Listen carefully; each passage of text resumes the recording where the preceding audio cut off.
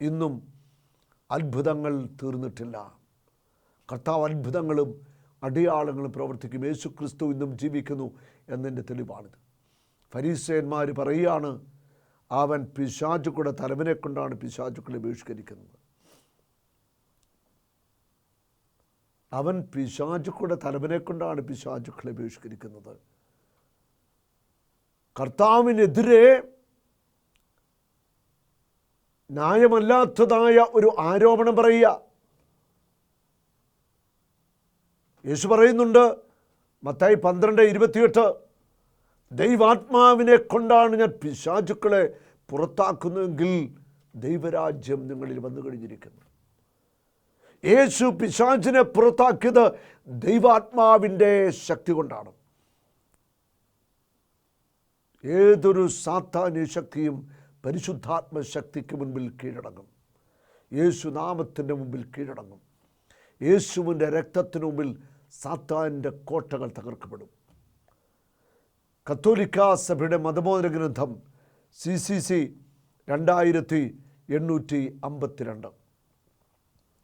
ആരംഭം മുതലേ കൊലയാളിയും നുണയനും നുണകളുടെ പിതാവും, നുണയൻ കൊലപാതകി വഞ്ചകൻ, അതാണ് പിശാച്. പ്രപഞ്ചത്തെ മുഴുവൻ ചതിക്കുന്നവനുമായ സാത്താനിലൂടെ പാപവും മരണവും ലോകത്തിൽ പ്രവേശിച്ചു. സാത്താൻ ചതിക്കുന്നവനാ. ഈ സാത്താനിലൂടെ ലോകത്തിൽ പാപവും മരണവും പ്രവേശിച്ചു. അവൻ്റെ അന്തിമ പരാജയത്തിലൂടെ സൃഷ്ടി മുഴുവൻ പാപത്തിൻ്റെയും മരണത്തിൻ്റെയും ജീർണതയിൽ നിന്ന് സ്വാതന്ത്ര്യം പ്രാപിക്കും. കാൽവരി കുരിശിൽ യേശു ക്രിസ്തു സാത്താൻ്റെ മേൽ വിജയം നേടി. അവൻ കുരിശിൽ വിജയം ആഘോഷിച്ചുകൊണ്ട് സാത്താൻ്റെ തലയെ തകർത്തു. യേശുവിൻ്റെ നാമത്തിനു മുമ്പിൽ മുട്ടുമടക്കാത്ത ഒരു തിന്മയുടെ ശക്തിയുമില്ല. പാതാളത്തിലോ ലോകത്തിലോ അന്തരീക്ഷത്തിലോ എവിടെയും ആവട്ടെ, സകല തിന്മയുടെ അരൂപികളും യേശുവിൻ്റെ മുമ്പിൽ മുട്ടുമടക്കിയേ മതിയാവത്തുള്ളൂ.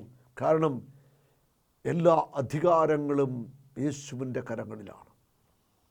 സ്വർഗത്തിലും ഭൂമിയിലും സകല അധികാരവും എനിക്ക് നൽകപ്പെട്ടിരിക്കുന്നു. ദൃശ്യമായവയുടെ മേലും അദൃശ്യമായവയുടെ മേലും എല്ലാറ്റിൻ്റെ മേലും യേശു ക്രിസ്തുവിനാണ് അധികാരം. അവൻ്റെ നാമത്തിൽ എല്ലാവരും മുട്ടുകൾ മടക്കും. വിശുദ്ധ ബൈബിളിലുടനീളം അനേക സ്ഥലങ്ങളിൽ യേശു പിശാചിനെ പുറത്താക്കുന്ന നമ്മൾ വായിക്കുന്നുണ്ട്. പഴയ നിയമത്തിലേക്ക് വരുമ്പോൾ തോബിത്തിൻ്റെ പുസ്തകത്തിൽ 6-ാമത്തെ അധ്യായം, തോബിയാസ് തോബിത്തിൻ്റെ മകനാണ്. തോബിയാസും സാറയുമായിട്ടുള്ള വിവാഹമൊക്കെ തീരുമാനമായി. തോബിയാസിന് കൂട്ടുപോയ അസറിയാസ്, അത് ദൈവദൂതനായ റഫായേലായിരുന്നു. തോബിയാസിന് അത് അറിഞ്ഞുകൂടായിരുന്നു. ആ ദൈവദൂതൻ തോബിയാസിനോട് പറയുകയാണ്, നിനക്ക് വേണ്ടി അനാദിയിലെ ഒരുക്കപ്പെട്ടവളാണ് സാറ, ഞങ്ങളുടെ വിവാഹം നടക്കും. തോബിയാസിൻ്റെ ഉള്ളിൽ തീവ്രമായ ആഗ്രഹമായി അവളെ വിവാഹം കഴിക്കുവാൻ. പക്ഷേ അവിടെ മുമ്പിൽ പ്രതികൂലമായ ഒരു സാഹചര്യമുണ്ട് തോബിയാസിൻ്റെ മുമ്പിൽ. തോബിയാസ് പറയുകയാണ്, ദൂതനോട് പറയുകയാണ്, അവൾ ഇതിനു മുമ്പ് 7 തവണ വിവാഹം നടന്നിട്ടുണ്ട്. വിവാഹത്തിൻ്റെ ആദ്യ രാത്രിയിൽ തന്നെ ആ മണവാളൻ, വിവാഹം കഴിച്ച വരൻ വധിക്കപ്പെടും. പിശാച് അവനെ കൊല്ലുകയാണ്. 14-ാമത്തെ വചനം തോബിത്ത് 6:14 പറയുന്നുണ്ട്, ഒരു പിശാച് അവളിൽ അനുരക്തനാണ്, അവളെ സമീപിക്കുന്നവരെ മാത്രമേ അത് ഉപദ്രവിക്കാറുള്ളൂ. പിശാച് സാറായെ സമീപിക്കുന്ന ആ പുരുഷനെ, ആ വരനെ കൊല്ലും ആദ്യ രാത്രി തന്നെ. പിശാചിൻ്റെ പ്രവൃത്തി മൂലം മരിച്ചവരുണ്ട്. ഒരു വ്യക്തി ആത്മഹത്യ ചെയ്തു. പിശാചിൻ്റെ പ്രേരണ കൊണ്ടാണ് അത് സംഭവിക്കുന്നത്. ചില അപകടങ്ങൾ, ദുർമരണങ്ങൾ, ആപത്തുകളുടെയൊക്കെ പിന്നിൽ സാത്താൻ്റെ കരങ്ങളുണ്ടെന്ന് ദൈവജനം തിരിച്ചറിയണം. ഈ ലോകം സാത്താൻ്റെ ശക്തി വലയത്തിൻ്റെ ഉള്ളിലാണ്. ഇതിനെ നമ്മൾ തകർക്കണമെങ്കിൽ പ്രാർത്ഥനയും ഉപവാസവും വളരെ ആവശ്യമുണ്ട്. ദൂതൻ പറയുന്നു, പിശാചിനെ പറ്റി നീ പേടിക്കണ്ട. നീ മണവറയിൽ പ്രവേശിച്ചു കഴിഞ്ഞ് ആദ്യം ചെയ്യേണ്ടത് ആ മത്സ്യത്തിൻ്റെ ചങ്കും കരളും ഒരു പാത്രത്തിലിട്ട് കനലിട്ട് പുകയ്ക്കുക. ആ പുകയടിക്കുമ്പോൾ സത്താൻ ഓടിപ്പോകും. വിവാഹത്തിൻ്റെ ആദ്യരാത്രി തോബിയാസും സാറായും മുറിക്കുള്ളിൽ അവരൊറ്റയ്ക്കുള്ളൂ. തോബിയാസ് ആ മീനിൻ്റെ ചങ്ങുകളും തീക്കല്ലിട്ടിട്ട് പുകച്ചു. ആ പുകയടിച്ചപ്പോൾ ആ പിശാച് വിട്ടുപോവുകയാണ്.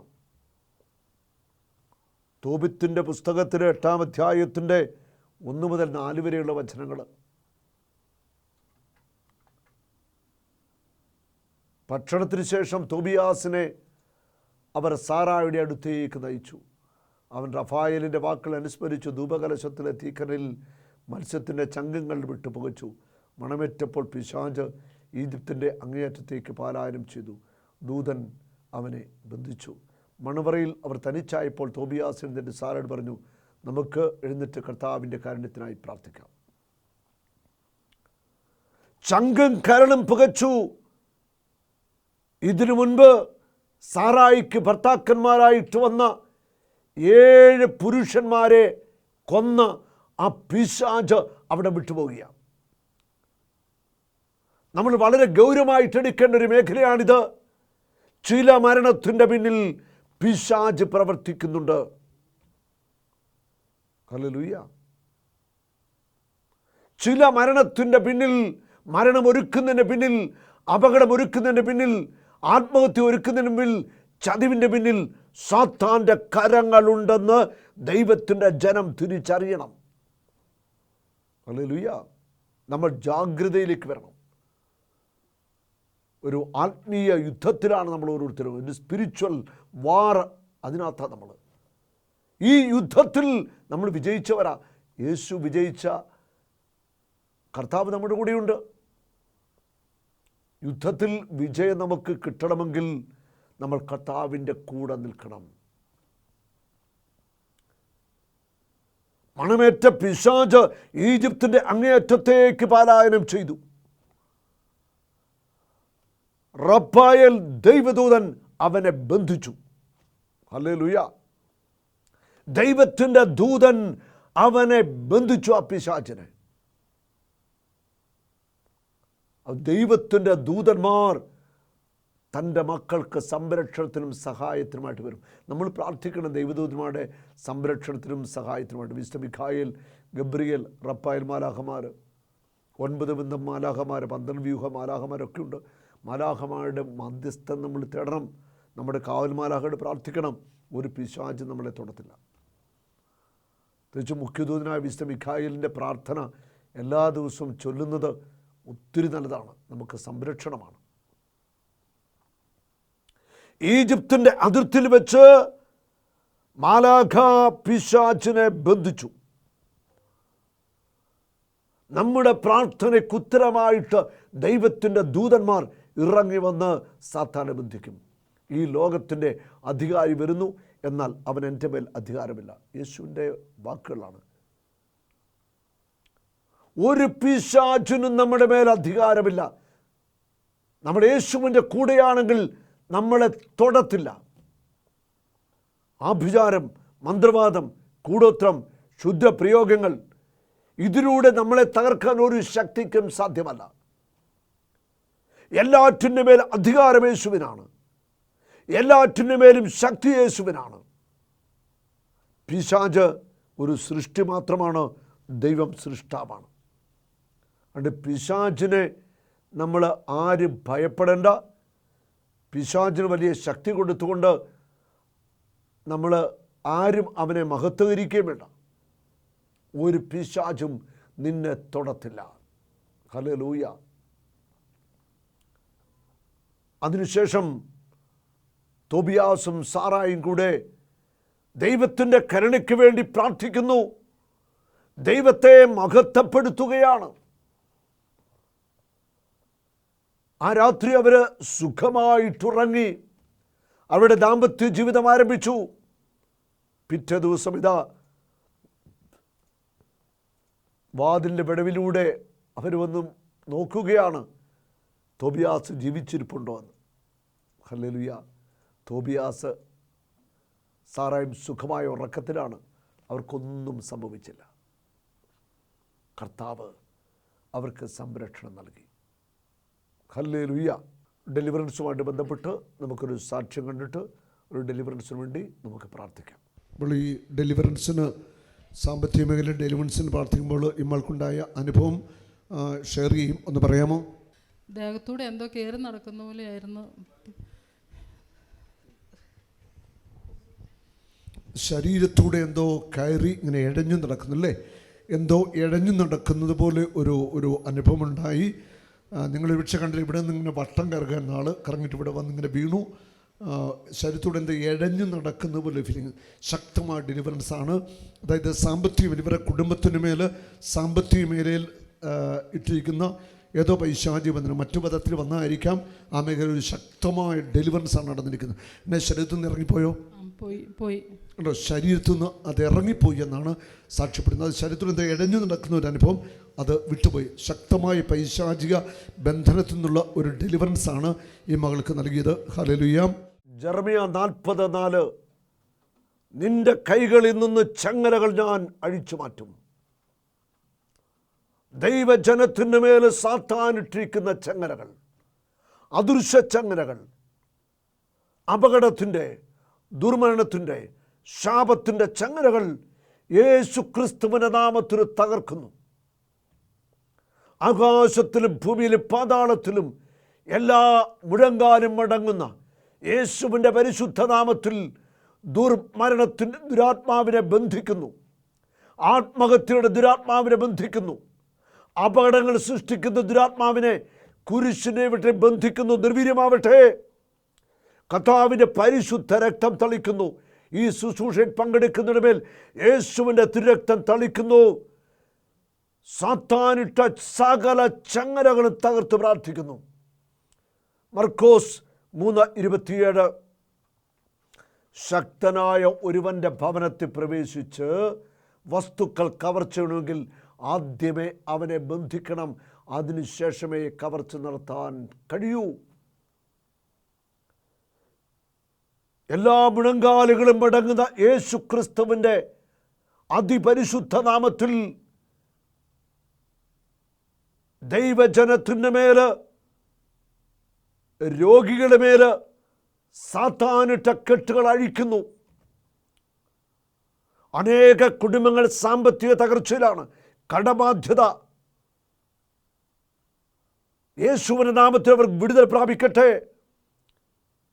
കടബാധ്യത നിരന്തരം ഒരുക്കുന്ന പലിശ പണത്തിൻ്റെ ബന്ധനത്തെ, സാത്താന്യ ശക്തിയുടെ അദൃശ്യ ചങ്ങലകളെ യേശുനാമത്തിൽ തകർക്കുന്നു. യേശുവിൻ്റെ നാമത്തിൽ കടബാധ്യതകൾ മാറിപ്പോവട്ടെ. യേശുവിൻ്റെ നാമത്തിൽ പലിശ പണത്തിൻ്റെ ബന്ധനം അഴിയട്ടെ. പാരമ്പര്യമായി തുടരുന്ന കടബാധ്യതകൾ മാറിപ്പോവട്ടെ. ജപ്തികൾ മാറിപ്പോവട്ടെ. പാപത്തിൻ്റെ അടിമത്തങ്ങൾ വിട്ടുമാറട്ടെ. കുടുംബ തകർച്ചകൾ യേശുനാമത്തിൽ മാറിപ്പോവട്ടെ. റോമ 16:20 സമാധാനത്തിൻ്റെ ദൈവം ഉടൻ തന്നെ സാത്താനെ നിങ്ങളുടെ കാൽ കീഴിലാക്കി തകർത്തുകളെയും. കർത്താവിൻ്റെ കൃപ നിങ്ങളോട് കൂടെ ഉണ്ടായിരിക്കട്ടെ. ദൈവ കൃപയൊഴുകട്ടെ. കൃപയ്ക്കുമേൽ കൃപ ദൈവജനത്തിൻ്റെ മേൽ ഒഴുകട്ടെ. കർത്താവിൻ്റെ കുരിശുമരണത്തിൻ്റെ യോഗ്യതയിൽ, പീഡാനുഭവത്തിൻ്റെ യോഗ്യതയിൽ, തിരുമുറിവിൻ്റെ യോഗ്യതയിൽ, തിരുരക്തത്തിൻ്റെ ശക്തിയിൽ സഭയോട് ചേർന്ന് അപ്പസ്തോലിക അധികാരത്തോട് ചേർന്നുകൊണ്ട് ദൈവജനത്തിൻ്റെ മേൽ ഇട്ടിരിക്കുന്ന, വീണിരിക്കുന്ന സകല പൈശാചിക ആധിപത്യങ്ങളെ, ചങ്ങലകളെയും തകർക്കുന്നു. ദൈവമക്കൾ സ്വതന്ത്രമാവട്ടെ. ദൈവമക്കൾക്ക് വിടുതൽ കിട്ടട്ടെ. കർത്താവിൻ്റെ കരുണ കൊണ്ട് നിറയട്ടെ. കടഭാരങ്ങൾ നീങ്ങട്ടെ. തീരാ രോഗങ്ങൾ മാറട്ടെ. അത്ഭുത വിടുതൽ ലഭിക്കട്ടെ.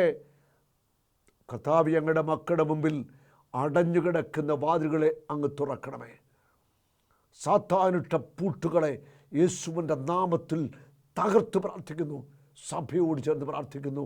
അത്ഭുത വിടുതൽ ഇപ്പോൾ ലഭിക്കട്ടെ. ആമേൻ. ഒരു നാളും നീ അനാഥനല്ല, ഒരു നാളും നീ അന്യനല്ല, ഒരു നാളും നീ അനാഥനല്ല.